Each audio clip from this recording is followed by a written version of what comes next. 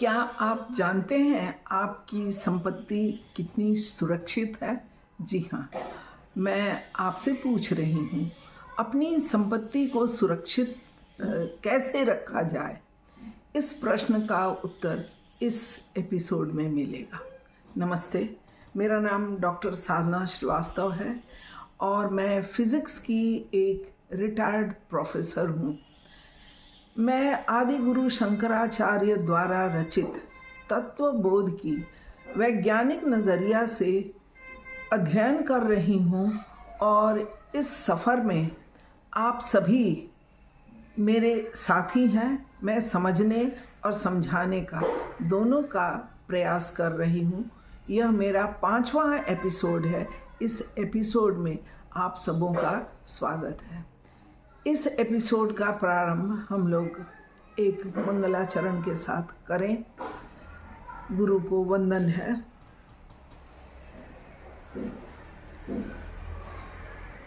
वासुदेवेंद्र योगेंद्र नत्वा ज्ञानप्रदं गुरुं मुमुक्षूणां हितार्थाय तत्वबोधोऽभिधीयते।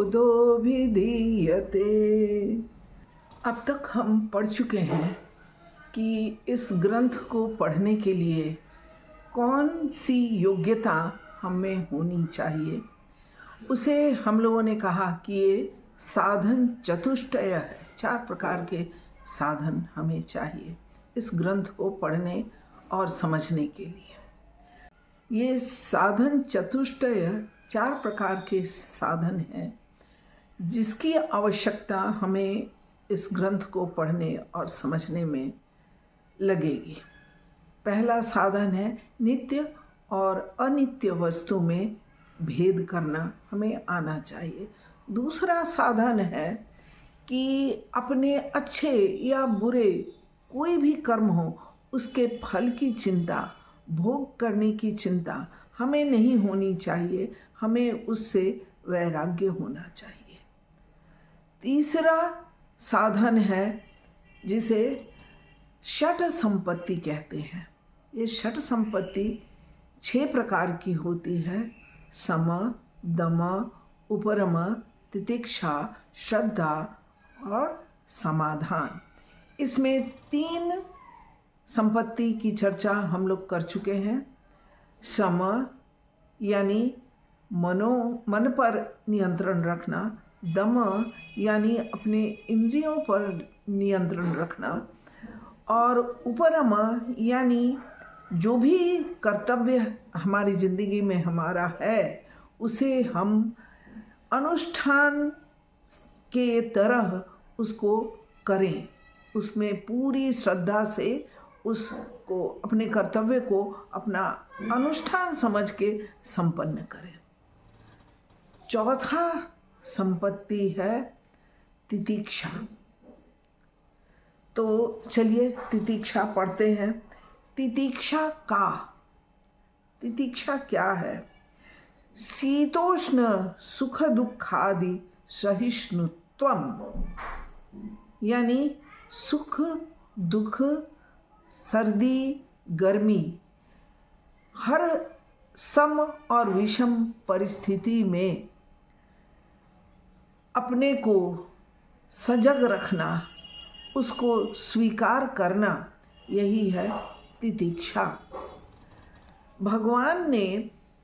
भगवान श्री कृष्ण ने गीता में 2 अध्याय में 14वें श्लोक में कहा है कि मात्रा स्पर्शांतु कौन्तेय शीतोष्ण सुख दुःखदा आगमापायिनो नित्यान् तान् तितिक्षस्व भारत।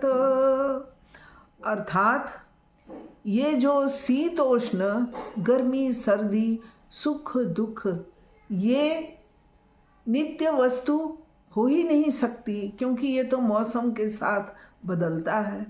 और ये तो स्पर्श, ये तो इंद्रियों का विषय है।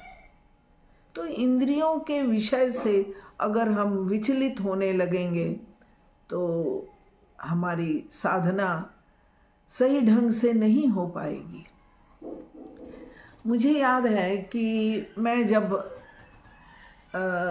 स्वामिनी जी के कक्षा में ये तत्वबोध पढ़ती थी, हम काफ़ी बहुत सारे विद्यार्थी थे और वो हमें पढ़ाती थी, तो कभी कभी अगर गर्मी के मौसम में पंखा नहीं रहा, बिजली चली गई, तो कोई अपने बैग से पंखा निकाल कर हाँकने लगता था, कोई अपने आंचल से हाँकने लगता था। उस गर्मी से हम लोगों का मन विचलित हो जाता था। तो हमारी स्वामिनी जी हंसती थी, हंस के कहती थी कि आप लोग पढ़ रहे हैं कि गर्मी और सर्दी में हमें सम रहना चाहिए, यहाँ 5 मिनट के लिए बिजली गई कि आप व्याकुल हो गए, तो फिर साधना कैसे होगी।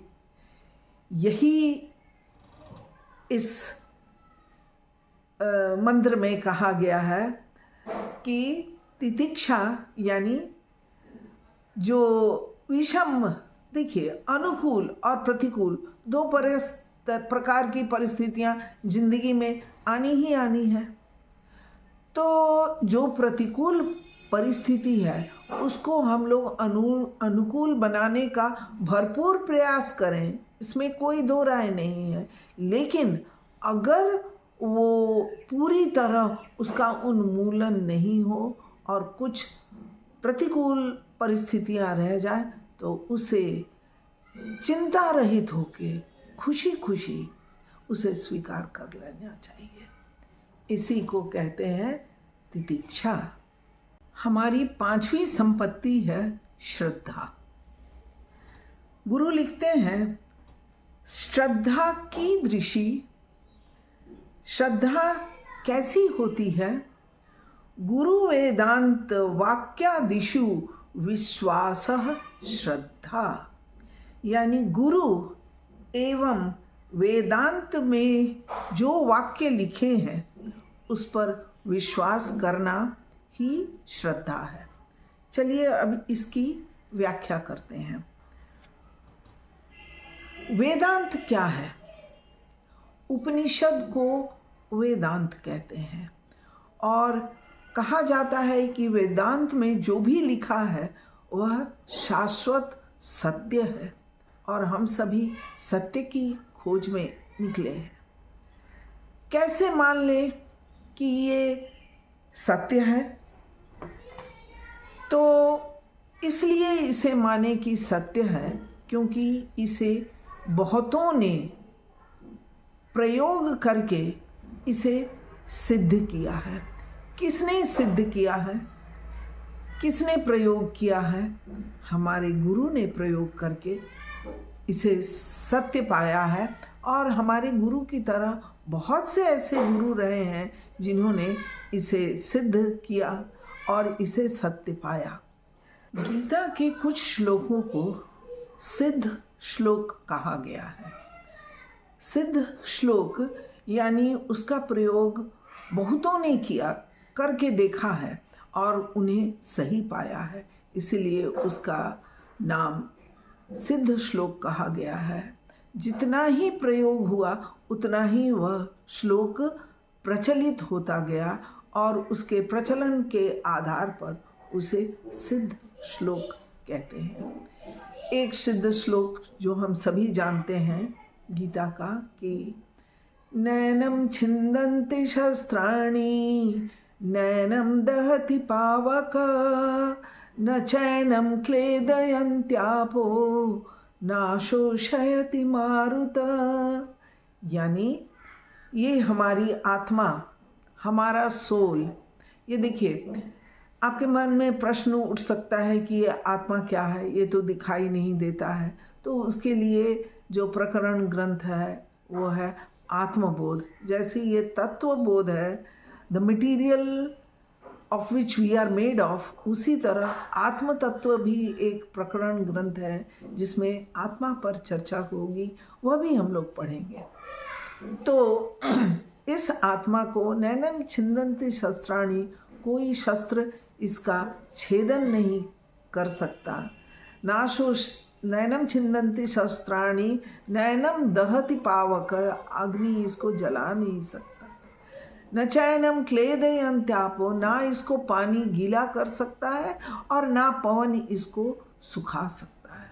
तो इसको बहुतों ने सिद्ध करके देखा है, तो ये सिद्ध श्लोक है। ठीक उसी तरह साइंस में देखिए, सिद्ध मतलब क्या होता है? That which is proven.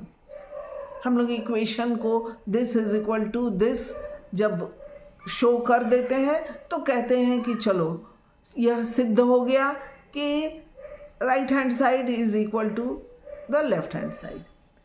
ठीक उसी प्रकार वेदांत के, उपनिषद के श्लोकों को जिन लोगों ने सिद्ध किया है उसके आधार पर हमें विश्वास करना चाहिए।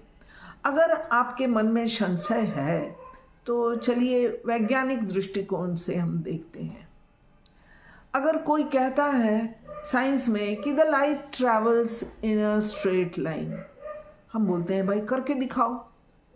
और जब वह करके दिखाता है कि yes see the light travels in a straight line, तो मैं मान लेती हूँ कि हाँ ये तो आपने एक्सपेरिमेंट करके दिखा दिया, मैं मान गई कि light travels in a straight line. इस प्रकार के बहुत सारे थियरीज हैं।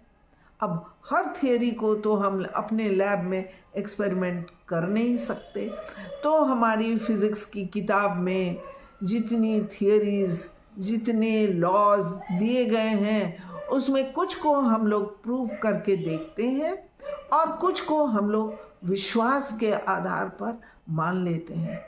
हम लोगों ने तो देखा भी नहीं कि सूर्य के चारों तरफ ये प्लैनेट्स परिक्रमा कर रहे हैं, लेकिन हम लोग थ्योरी के आधार पर प्राइमरी स्टेज में ही मान लेते हैं कि हाँ सूर्य केंद्र में है और उसके चारों तरफ ये प्लैनेट्स परिक्रमा कर रहे हैं। ठीक उसी प्रकार हमारे गुरु जो वेदांत में लिखते हैं उस पर हमें विश्वास करना पड़ेगा, और सिर्फ विश्वास ही नहीं, अभ्यास भी करना पड़ेगा। हमें खुद एक्सपेरिमेंट करके देखना है कि इस वेदांत में जो लिखा है वो हमारे ज़िंदगी में कितना उपयोगी है। श्रद्धा अभ्यास से बढ़ती है। तो इस प्रकार हम श्रद्धा को पूरी तरह समझ गए कि हमें अपने गुरु और अपने वेदांत पर विश्वास रखना ही श्रद्धा है। छठा और आखिरी संपत्ति है समाधान। तो शिष्य पूछता है समाधानम किम, समाधान क्या है? उत्तर है चित्त एकाग्रता।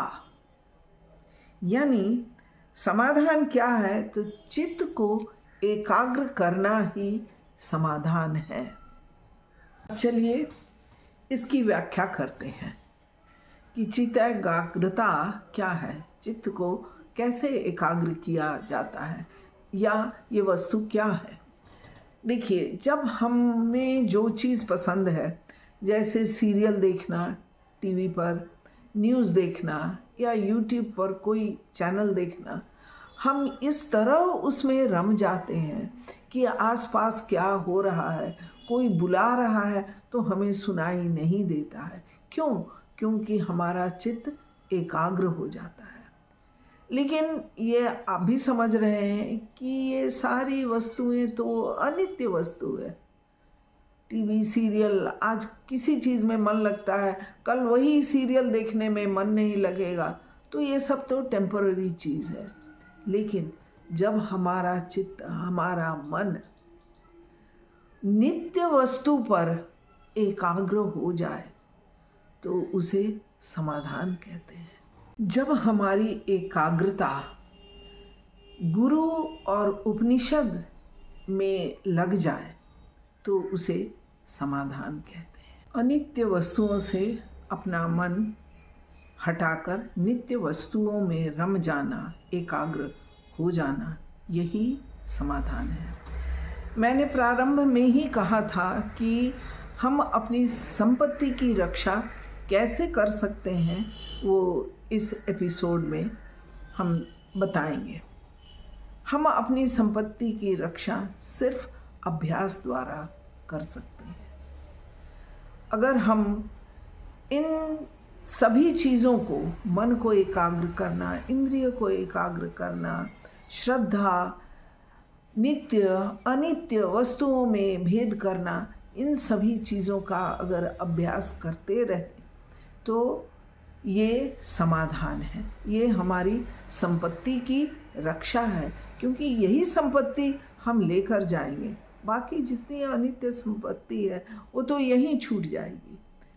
तो मैं इसी विचार के साथ कि हम एक सप्ताह तक पुनः अभ्यास करेंगे, अगले सप्ताह अगले रविवार को मैं फिर मिलूँगी। तब तक के लिए धन्यवाद, नमस्कार। मैं आपसे अनुरोध करती हूँ कि अगर हमारे सनातन धर्म का प्रचार प्रसार आप समझते हैं कि ज़रूरी है तो कृपया इस वीडियो को सब्सक्राइब करें, लाइक करें, फॉरवर्ड करें, ताकि जिन्हें वैज्ञानिक दृष्टि से भी हमारे ग्रंथों का सत्यापन करना है वो कर लें। धन्यवाद।